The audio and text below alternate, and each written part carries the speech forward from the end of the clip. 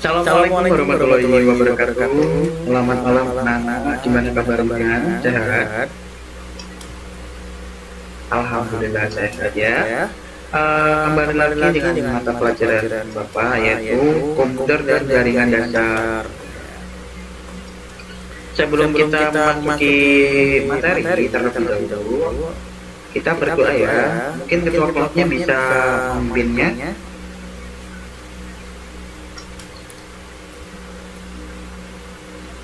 Ya, berdoa saya. Setelah berdoa mungkin absen ya. Peserta didik bisa absen ya sekarang ya. Jangan nanti takutnya nanti kalau servernya lagi error atau bisa sekarang absen. Yang selanjutnya yaitu sebelum kita memulai pembelajaran, kita akan melakukan pretest ya. Pretestnya ada di link ini.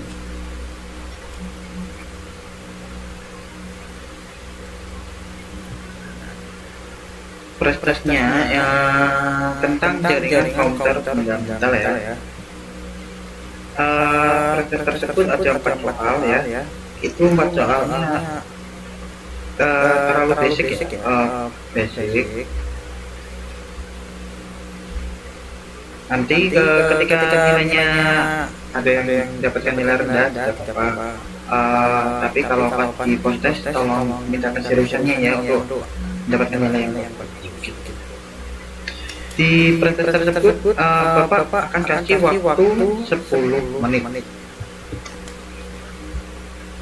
Oh ya, jangan lupa untuk anak-anak on cam ya. Biar Bapak tahu mengerjakan.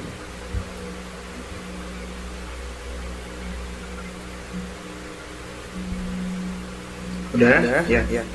Udah ya. Selanjutnya terima kasih sudah mengerjakan dengan saya. Selanjutnya kita akan membahas materinya ya.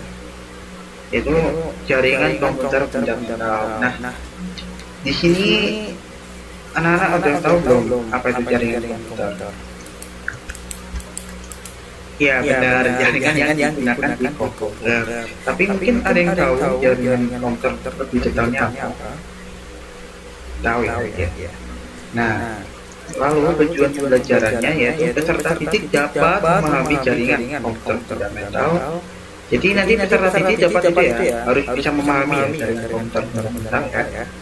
Lalu yang kedua, peserta didik dapat menganalisis jaringan komputer fundamental, yang dimana peserta didik harus dapat bisa menganalisis jaringan fundamental. Selanjutnya, materi apa itu jaringan komputer? Nah, jaringan komputer ini adalah sekelompok otonom yang saling berhubungan antara satu dengan lainnya menggunakan protokol komunikasi melalui media komunikasi sehingga dapat saling berbagi informasi, program, penggunaan bersama perangkat seperti printer, harddisk dan sebagainya. Selain itu, jaringan komputer bisa diartikan sebagai kumpulan jumlah terminal komunikasi yang berada di berbagai lokasi yang terdiri dari lebih dari satu komputer yang saling berhubungan. Jadi itu jaringan komputer yang bertujuan untuk berkomunikasi atau saling bertukar informasi ya. Selanjutnya, tujuan pembuatan jaringan. Nah, tadi kan udah Bapak jelaskan sedikit ya. Nah, tujuannya ini bertukar informasi antara satu sama lain dalam jaringan tersebut. Yang kedua, mencari informasi yang dibutuhkan antara satu jaringan. Lalu yang ketiga adalah membagikan atau bertukar antara satu sama lain dalam satu jaringan. Yang terakhir, melakukan pencadangan data jika terjadi suatu bencana pada suatu tempat. Nah, selanjutnya yaitu ada macam jaringan. Nah, di sini yang paling terendah harusnya PAN. Yang paling jaraknya pendek ya PAN, lalu LAN, lalu ada MAN dan WAN. Ya, ini penjelasan detailnya. LAN atau yang disebut Local Area Network adalah jaringan milik pribadi di dalam sebuah gedung atau kampus yang berukuran sampai beberapa kilometer. Lalu perangkat jaringan LAN apa aja sih? Atau perangkat yang membangun jaringan LAN yaitu ada router, switch, hub, bridge, repeater, network interface card atau NIC, terus kabel UTP atau kabel RJ45. Nah, bentar. Jadi ini yaitu untuk membuat jaringan LAN ya, alat-alatnya atau perangkatnya. Selanjutnya di sini ada gambar jaringan LAN ya. Nah, di sini LAN, komputer dari server, PC, Mac, printer, copy, gitu ya. Nah, ini keuntungan dan kerugian jaringan LAN. Nah, keuntungannya apa aja sih? Nah, yang pertama yaitu ada percepatan paralel dapat dilakukan dengan mudah. Yang kedua dapat melakukan kontrol jaringan. Yang ketiga proses backup data lebih mudah. Yang keempat kerja lebih efektif. Yang kelima, dengan adanya fasilitas sharing, maka terjadi efisiensi waktu dan biaya. Lalu kerugiannya, jika ada satu komputer terkena virus berpotensi menginfeksi komputer lain dalam jaringan. Nah, kerugiannya emang gitu ya LAN ya. Jadi ketika komputer salah satu terkena infeksi, maka komputer yang dalam jaringannya akan berpotensi kena virus. Lalu yang kedua ada berpotensi munculnya pencurian data oleh pihak-pihak yang tidak bertanggung jawab. Jadi LAN itu rawan sekali untuk terkena pencurian data. Selanjutnya ada MAN atau kepanjangan dari Metropolitan Area Network. Nah, MAN ini merupakan versi LAN yang berukuran lebih besar dan biasanya menggunakan teknologi sama dengan LAN. Tapi MAN dapat mencakup lebih luas, yaitu seperti kantor-kantor, perusahaan yang letaknya berdekatan. Kalau LAN kan tadi kan cuma satu rumah ya. Kalau tapi MAN ini bisa mencakup gedung ya. Jadi gedung A dan gedung B bisa terkena jaringan. Selanjutnya karakteristik jaringan MAN. Nah, karakteristiknya yang pertama yaitu meliputi area seluas 5-50 km. Terus luas ya. Lalu MAN yang kedua adalah MAN umumnya tidak dimiliki oleh satu organisasi. Maksudnya itu MAN umumnya hanya dimiliki oleh penyedia layanan jaringan yang menjual pelayanan kepada pelanggan. Lalu yang ketiga, MAN sering bertindak sebagai jaringan kecepatan tinggi untuk memungkinkan sumber daya daerah. Yang keempat, MAN berukuran lebih besar dan biasanya memakai teknologi seperti LAN. Nah, di perangkat jaringan ini hampir sama dengan perangkat jaringan yang LAN ya. Yaitu yang pertama ada router, switch, hub, dan radio frekuensi. Nah, kalau router ini sebagai proses routing dalam jaringan. Lalu ada switch untuk menghubungkan perangkat yang berbeda. Lalu ada radio frekuensi, ada pemancar sinyal utama untuk pengiriman data dengan jarak geografis yang cukup jauh. Lalu yang keempat ada hub untuk menerima sinyal dari satu komputer dan mentransmisikan ke komputer lainnya atau mengirimkan informasi atau data atau sinyal.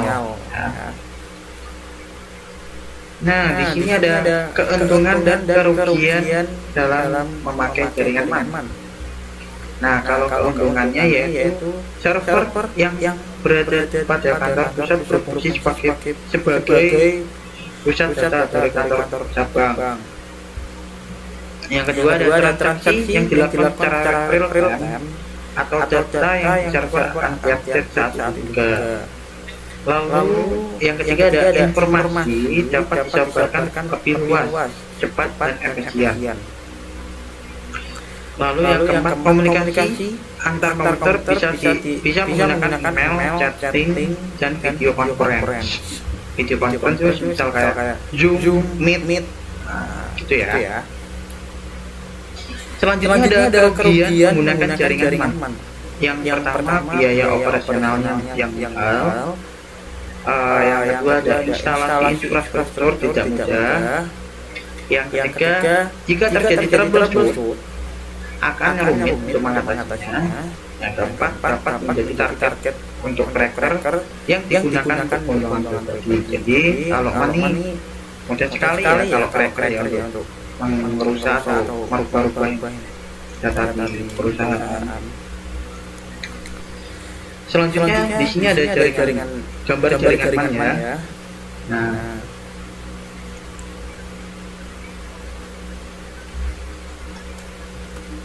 selanjutnya ada jaringan WAN atau Wide Area Network. WAN tersendiri ini jangkauannya sangat luas, yang dimana dia dapat mencakup daerah geografis yang luas, seringkali mencakup sebuah negara bahkan dua. WAN terdiri dari kumpulan mesin-mesin yang bertujuan untuk menjalankan program-program aplikasi. Lalu di sini ada karakteristik jaringan WAN. Yang pertama yaitu menghubungkan perangkat yang dipisahkan oleh wilayah geografis yang luas. Lalu yang kedua yaitu menggunakan jasa operator telekomunikasi. Yang ketiga ada menggunakan koneksi serial dari berbagai jenis untuk mengakses bandwidth dalam lokasi yang berjauhan dan luas. Dan yang keempat, bekerja sebagai layar fisik dan pada layar data link. Lalu di sini ada perangkat jaringan WAN yang dimana perangkat jaringan WAN membutuhkan ada router, modem, switch, multiplexer, dan CSU yang panjangnya channel server unit dan data server unit. Jaringan WAN hampir sama seperti jaringan MAN ya, yang mana ada router dan switch. Lalu apa aja keuntungan dan kerugian jaringan WAN?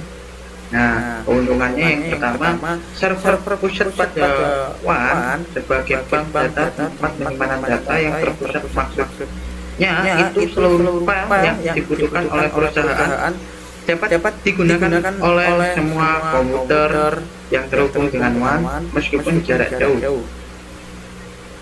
Yang kedua yaitu jaringan yang luas. Maksud jaringan yang luas yaitu jaringan WAN dapat menghubungkan antar daerah, pulau, negara, bahkan benua. Yang ketiga ada penghematan biaya, karena jika satu jaringan lokal terhubung oleh WAN, maka koneksi internet, maka seluruh komputer yang ada di dalam WAN dapat menikmati koneksi internet jika diizinkan. Kalau tidak diizinkan, maka tidak bisa untuk mengakses internet. Selanjutnya ada kekurangan jaringan WAN, yaitu ada pertama biaya operasionalnya yang mahal. Ya, WAN kan sangat luas dan besar ya, biayanya akan mahal. Yang kedua, rentan terhadap masalah keamanan data. Yang dimana ketika jaringan itu semakin besar cakupannya, maka semakin besar masalahnya yang keamanan data gitu. Yang ketiga yaitu memiliki tingkat kerumitan dan kesulitan tinggi dalam hal pengaturan. Jaringan WAN ya, ini jaringan WAN ya. Ini jaringan WAN tingkat kerumitannya sangat tinggi atau konfigurasinya WAN harus aman. Wah, selanjutnya yaitu ada gambar jaringan WAN. Nah, ini gambar jaringan WAN. Nah ya, selanjutnya yaitu ada jaringan PAN atau Personal Area Network, yang dimana PAN tersebut adalah jaringan telekomunikasi antar satu perangkat dengan perangkat lainnya dalam cara yang sangat dekat. Kontrol pada jaringan PAN dilakukan dengan otoritas sendiri. Contohnya jaringan PAN ini itu seperti teman-teman meminta hotspot ke kamu, ya, di posisi di lapangan. Nah, ketika teman-teman berpindah ke kabin, maka jaringan hotspot akan terputus. Gitu, dengan teman kalian ya. Selanjutnya karakteristik jaringan PAN. Nah, karakteristiknya yang pertama yaitu kontrol dilakukan dengan otoritas pribadi. Ya, yang kedua data yang ditransmisikan bersifat khas dan personal karena digunakan hanya untuk kepentingan pribadi. Lalu yang ketiga merupakan titik akses ke berbagai perangkat pribadi seperti telepon, ponsel, komputer, laptop, televisi, sistem keamanan rumah, berbasis komunikasi data personal maupun perangkat komunikasi publik seperti internet. Yang keempat yaitu jangkauan hanya beberapa meter saja. Ya. Yang kelima yaitu teknologi protokol yang digunakan antara lain wireless application protocol atau WAP, Wi-Fi infrared, Bluetooth dan lain-lain. Lalu perangkat jaringan itu menggunakan Bluetooth. Keuntungan dan kelebihan jaringan PAN yaitu yang pertama jaringan lebih dekat, yang kedua data atau informasi yang diterima bersifat pribadi, yang ketiga komunikasi lebih praktis tanpa terganggu oleh pengguna lain, yang keempat dapat menukar data file audio dan video tanpa memakai kabel. Lalu kerugiannya menggunakan jaringan PAN yaitu yang pertama tidak dapat melakukan komunikasi dengan banyak lokasi yang jauh. B. Tergantung pada sinyal. C. Tidak dapat mengirim file sekaligus. D. Luas area terbatas. Ya, contohnya ya Bapak sebutkan ya tadi ya. Misal teman kalian meminta hotspot, posisi kalian ada di lapangan dan tempat kalian berpindah ke kabin, maka jaringan tersebut akan terputus. Nah, di sini gambar jaringan PAN ya, contohnya. Nah, sampai sini ada yang ditanyakan. Oke, kita akan lanjut materinya ya. Selanjutnya pemodelan layar OSI. Ya. Pemodelan layar OSI tersebut adalah model OSI, sebuah model arsitektural jaringan yang dikembangkan oleh Badan International Organization for Standardization atau ISO. Di Eropa pada tahun 1977. OSI merupakan singkatan dari Open System Interconnection. Model ini disebut dengan model 7 lapis OSI atau 7 layer ya. Sebelumnya muncul model referensi OSI sistem jaringan komputer sangat tergantung pada pemasok atau vendor. OSI berupaya membentuk standar umum jaringan komputer untuk menunjang interoperabilitas antar pemasok yang berbeda dalam suatu jaringan yang berbeda. Dalam suatu jaringan yang besar biasanya terdapat banyak protokol jaringan yang berbeda. Tidak hanya satu protokol yang sama, membuat banyak perangkat tidak bisa saling berkomunikasi. Selanjutnya, apa aja sih kegagalan model OSI? Jadi yang pertama, model OSI saat diluncurkan dia mengalami kegagalan. Nah, kegagalannya yaitu standar model referensi ini jika dibandingkan model referensi DARPA atau model internet yang dikembangkan oleh Internet Engineering Task Force atau disingkat IATF sangat berdekatan. Model DARPA adalah model basis protokol TCP/IP yang populer digunakan. Lalu yang kedua, model ini dianggap sangat kompleks. Beberapa fungsi seperti halnya metode komunikasi connectionless dianggap kurang bagus, sementara fungsi lainnya seperti flow control dan koreksi kesalahannya diulang-ulang pada beberapa lapisan. Lalu yang ketiga yaitu pertumbuhan internet dan protokol TCP/IP, sebuah protokol jaringan dunia nyata dalam OSI model kurang diminati.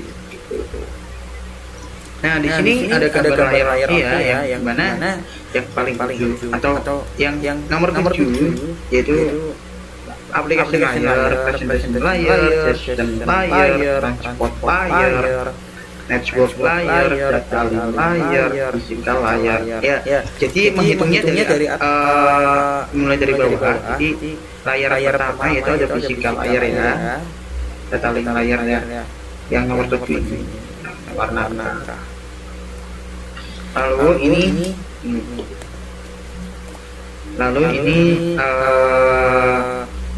penjelasan detailnya ya. Layar application adalah ini berhubungan langsung dengan pengguna. Aplikasi layar merupakan prosedur untuk menyambungkan komunikasi dari perangkat. Artinya aplikasi layar adalah penghubung antara perangkat dan sistem komunikasi. Seperti contohnya, saat kita mengirim surat atau program email seperti Gmail akan memulai komunikasi dengan jaringan seperti pesan chat kirim. Disinilah aplikasi layar berlangsung melibatkan protokol HTTP, SMTP, FTP, dan Telnet. Lalu selanjutnya ada layar presentation. Layar presentation tersebut adalah bertanggung jawab untuk menyiapkan data agar bisa digunakan dengan program tertentu, atau dengan kata lain mempresentasikan data agar program tersebut dapat menyerap dan mengakses penggunaannya. Lalu presentation layar berperan sebagai penerjemah bahasa komunikasi yang berbeda antara dua perangkat komputer, melakukan enkripsi data dari perangkat sumber, lalu mendeskripsinya pada perangkat penerima. Lalu selanjutnya ada layar session, yang dimana layar session durasi waktu yang diperlukan untuk berkomunikasi disebut session atau sesi. Lapisan ini bertanggung jawab untuk membuka jaringan dalam durasi waktu yang cukup agar pertukaran data berjalan dengan baik. Session layar mengirim data melalui pos. Contohnya untuk mengirimkan data 100 data, session layar bisa mengatur menempatkan pos setiap 10. Jika setelah mencapai 50 tiba-tiba jaringan putus, maka pengiriman data bisa diulangi dari pos terakhir. Selanjutnya ada layar transport. Layar transport tersebut berperan sebagai penanggung jawab kiriman pesan antara dua perangkat, mengambil data dari layar sebelumnya dan meneruskannya ke lapisan berikutnya, sekaligus memastikan bahwa data tersampaikan dengan baik. Lapisan ini juga bertanggung jawab mengendalikan alur komunikasi antara dua perangkat yang kecepatan internetnya berbeda agar dapat saling mengoptimalkan, juga memastikan data tersampaikan secara lengkap dan meminta kiriman ulang jika gagal. layer network. Network kan artinya jaringan. Layar ini bertugas untuk memberikan jalur sebagai fasilitas bagi proses pertukaran informasi antara dua jaringan yang berbeda. Network layer tidak diperlukan pada komunikasi perangkat di jaringan yang sama. Network layer mencari jalur komunikasi terbaik antara jaringan routing. Lapisan ini menyalurkan data kiriman dari perangkat sumber dengan cara membaginya dalam paket-paket kecil, lalu menyusunnya kembali ketika telah sampai penerima. Lalu selanjutnya ada layar data link yang dimana data link tersebut adalah penyalur informasi antara jaringan. Data link merupakan memberi jalur komunikasi dalam jaringan sama. Tugasnya hampir sama dengan network layar dan transport layar, hanya saja internal dan dalam satu jaringan. Lalu selanjutnya adalah layar fisikal. Layar fisikal tersebut lapisan yang paling dasar dari ketujuh OSI layar, yang mana dia memiliki tanggung jawab yaitu adalah mentransmisikan data dalam bentuk bit stream. Lalu fisikal layar mencakup segala piranti pertukaran informasi yang dimiliki oleh dua perangkat yang melakukan, termasuk kabel dan tombol. Lalu cara kerja layar OSI yang dimana prosedur OSI layar berlaku baik di perangkat pengirim maupun perangkat penerima. Artinya data dari perangkat pengirim akan melewati layar 1 sampai ke 7 sebelum sampai ke perangkat penerima. Data tersebut masih harus melewati 7 layar yang sama. Tetapi urusannya terbalik. Suatu ketika Anda menggunakan aplikasi pengolah pesan untuk mengirim URL pada aktif. Jadi ini contohnya ya. Ketika Anda selesai mengetik, Anda menekan tombol kirim, lalu aplikasi pengolah pesan akan memanggil aplikasi layar untuk memilih protokol atau dalam hal SMTP untuk menyampaikan. Lalu di sini presentasi layar terlebih dahulu menempatkan data dan meneruskan ke sesi layar untuk memulai proses pengiriman diproses oleh transportasi layar dalam segmen. Kemudian dipecah lagi dalam potongan-potongan kecil pada network layar. Network layar menyampaikan adanya potongan-potongan data link layar. Di data link layar ini data tersebut masih akan dipecah-pecah kembali agar bisa dikirimkan melalui perangkat keras pada fisikal layar. Lalu selanjutnya ini fisikal layar mengkonversi. Ini ya yang paling dasar sendiri ya, ini fisikal layar ya. Mengkonversi data ke dalam bentuk bit stream. Lalu diteruskan melalui media fisik seperti modem, kabel, fiber optik atau perangkat konektivitas jaringan lainnya. Perangkat inilah yang pertama kali menerima paket bit stream data di alamat mail AT Anda yang tadi Anda kirimkannya ke AT Anda ya. Email dikirimkan Anda masih harus melewati 7 OSI layar lagi sebelum AT Anda dapat membaca seperti biasa. Namun kali ini prosesnya berlangsung secara terbalik. Pertama, fisikal layar akan memproses bit stream menjadi data yang akan disalurkan oleh data link. Lalu data link kemudian akan menyusun kembali potongan-potongan data ke dalam paket. Untuk network layar memproses dalam bentuk segmen untuk disampaikan ke transportation layar yang kemudian digabungkan data sehingga kembali data utuh masih mentah dan akan mengalir lewat session layar di jaringan komputer Anda. Session layar meneruskan ke presentasi layar yang juga membersihkan dari kompresi. Selanjutnya presentasi layar menyampaikan aplikasi layar yang kemudian akan memproses data mentah dalam bentuk yang dibaca oleh program kernel di komputer Adik Anda akan menerima surel tersebut sesuai dengan bentuk yang Anda kira. Begitu ya. Ini cara kerjanya OSI ya. Selanjutnya yaitu ada pemodelan layar TCP/IP. Pemodelan layar TCP/IP yaitu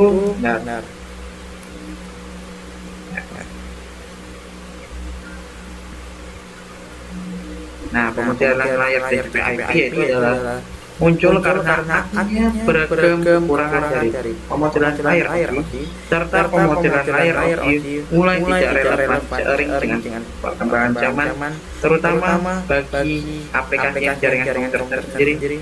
Meskipun secara konseptual pemodelan layar OSI masih tetap dipakai dalam ilmu jaringan komputer, pemodelan layar TCP/IP lebih singkat dan ringkas dalam 4 layar saja. Dalamnya layar TCP/IP menggunakan konsep paket protokol TCP/IP yang memiliki 4 sub protokol di dalamnya, yang kemudian menjadi keempat layar dalam layar TCP/IP ini.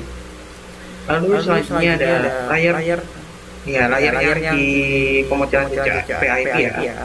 Yaitu ada layar yang dimana layar terbawah pada pemodelan layar TCP/IP. Layar ini berfungsi sebagai menjelaskan protokol yang digunakan pada topologi jaringan, interface yang digunakan flow control dan sebagainya. Lalu selanjutnya yaitu ada layar pemodelan TCP/IP, yaitu ada layar network, yaitu layar lapis kedua dari data link yang berfungsi sebagai pergantian data dalam format paket yang ditentukan antara protokol pada jaringan. Layar ini menyediakan interface jaringan yang seragam dengan menyambungkan topologi yang digunakan. Oke, selanjutnya yaitu ada transport layar, yang dimana transport layar tersebut adalah layar yang dilapis ketiga yang berfungsi menyediakan konektivitas antar proses end-to-end service ya. Channel yang pergantian data untuk aplikasi transmisi end-to-end message dengan menggunakan protokol TCP atau connection oriented dan DP untuk connectless.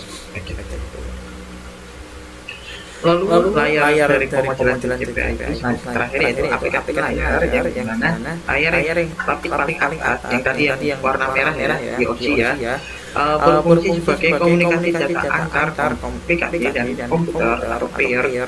Beberapa protokol jaringan berjalan di layar ini antara seperti SMTP, HTTP, FTP, aplikasi layar, data session layar, presentasi layar, dan aplikasi layar pada pemodelan OSI. Nah, selanjutnya ini ada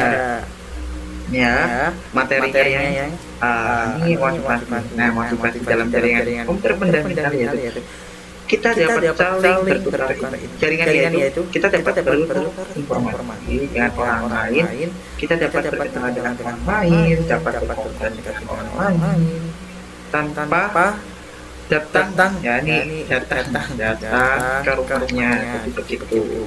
Apalagi kita ada pandemik ya. Nah, jaringan ini jaringan komputer ini sangat digunakan sekali untuk komunikasi. Selanjutnya yaitu ada kerja kelompok. Nah, di sini peserta didik akan melakukan kerja kelompok. Silakan untuk membuat kelompok minimal 4 sesuai dengan nilainya, sesuai dengan nomor absensi aja. Jadi 1 sampai 4, 5 sampai 6 gitu ya. Nanti setelah itu presentasi dimit. Nah, membahas tentang tadi jaringan komputer fundamental ya. Bapak kasih waktu 15 menit cukup. Oke.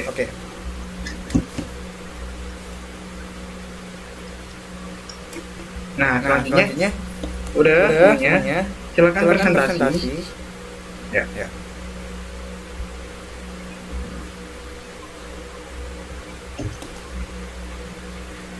Iya, bagus. Penyampaiannya bagus ya. Semuanya kelompoknya bagus ya. Hampir lengkap ya materinya. Selanjutnya jangan lupa ini ada post test ya. Sebelum kita ada post test. Bisa diakses ya ini linknya. Post testnya ya. Nah, post tersebut ada 5 soal sangat mudah. Yang nanti kita bahas ya.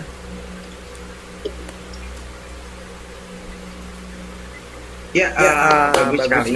Ini postnya bagus ya nilainya anak-anak. Bapak suka sekali. Jadi nggak sia-sia Bapak naranin ya. Ini kesimpulannya. Jadi kesimpulan dari pembelajaran hari ini yaitu jaringan komputer. Jaringan telekomunikasi yang memungkinkan antar komputer saling berkomunikasi dengan transfer data. Tujuan dari jaringan komputer adalah agar dapat mencapai tujuannya. Setiap bagian dari jaringan komputer dapat meminta dan memberikan layanan servis pihak meminta atau menerima layanan tersebut klien dan memberikan pengiriman layanan tersebut pelatihan atau server. Ini disebut dengan sistem client server dan gunakan hampir seluruh aplikasi komputer. Sebelum mengakhiri saya akhiri pembelajaran hari ini. Semoga peserta tadi sehat-sehat ya dari COVID, jaga kesehatan. Terima kasih telah menyimak tadi ya materinya. Semoga COVID-19 cepat selesai agar kita bisa bertemu lagi. Sampai bertemu di pertemuan selanjutnya ya anak-anak. Wassalamualaikum warahmatullahi wabarakatuh.